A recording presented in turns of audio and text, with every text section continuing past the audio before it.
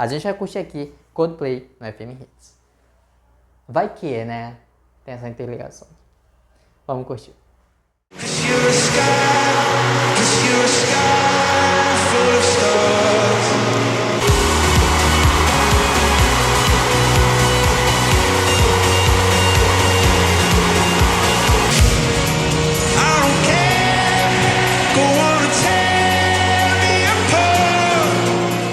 Esse foi o Coldplay, que em breve estará, enfim, oremos, na COP30, né? Vai que eles vêm.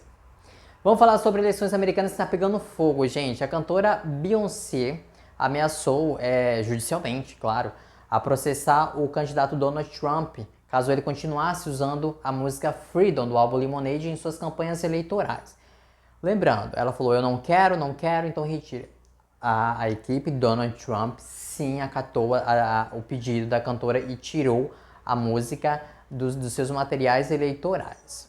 Lembrando que Beyoncé oficialmente não está apoiando Kamala Harris, mas deixa a democrata ter o uso de suas músicas em suas campanhas. A gente sabe quem você está apoiando. A gente sabe. Donald Trump não pode, mas aqui a gente pode. Vamos curtir Freedom, Beyoncé.